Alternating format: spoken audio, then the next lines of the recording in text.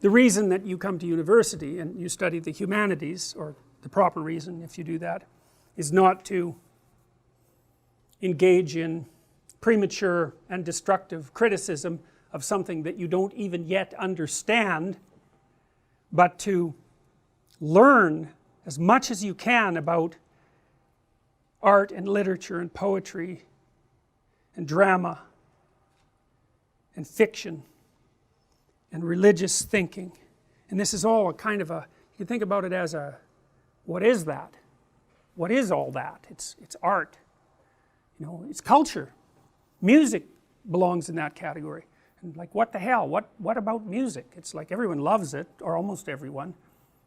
It's a mystery.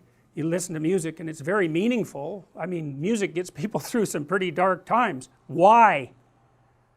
It's not obvious, that's for sure. You know, and in most cultures music plays a very central role in identity formation, and you guys, I think you'll probably find as you age that your favorite music will be the music that you listen to between the ages of 16 and 20.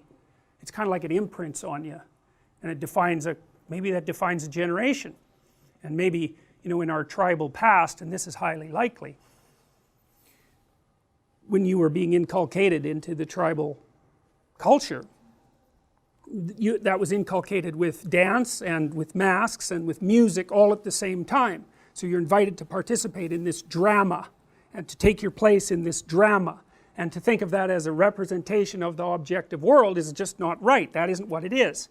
It's an invitation to a drama.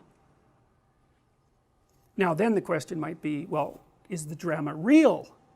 And the answer to that is, it depends on what you mean by real.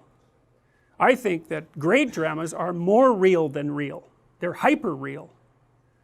They're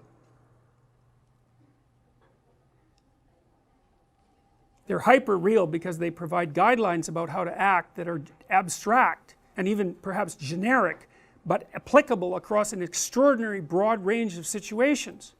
So imagine this, you know, you get up in the morning, you do a bunch of things, and someone asks you what you're doing, what you did, and you tell them, well, the first thing I did this morning was open my eyes, and the second thing was think about whether I wanted to go back to sleep, and then, you know, I took off my blankets, and then I put my feet on the floor, and then I stood up, and I was blinking while I was doing all this, and I was also breathing, and then, you know, I looked for my clothes. And you really want to listen to that guy? You don't want to listen to that guy. It's like, why are you telling me that? I want you to tell me something interesting. Well, what is it that's interesting? And why isn't that interesting?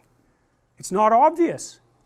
So then imagine the guy actually tells you a pretty good story, a little adventure.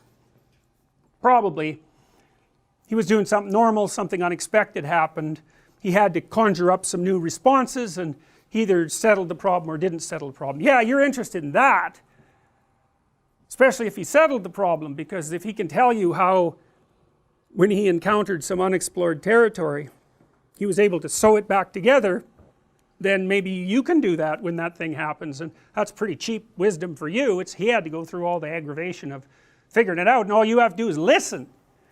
You know, and that's kind of a classic story. Classic story, roughly speaking, is there's a guy, woman, doesn't matter, going about their life relatively normally, something blindsides them, and they're in a state of chaos.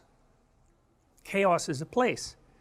Chaos is the place that you end up when what you're doing and the world stop matching.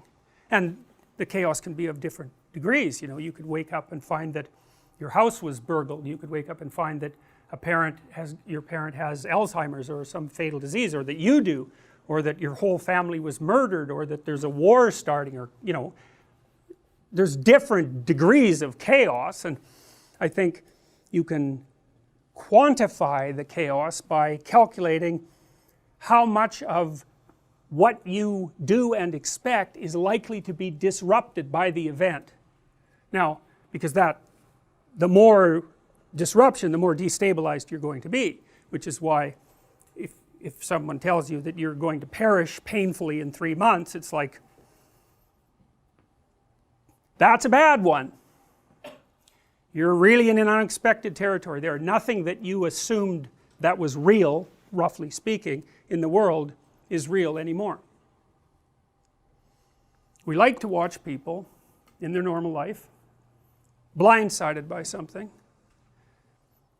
experiencing this interregnum of chaos where they explore and gather new information and retool their character or retool the world, because either of those would work as a solution, and then come out the other side and things are better than they were to begin with, or at least as good. But better is better. That's a happy ending, right?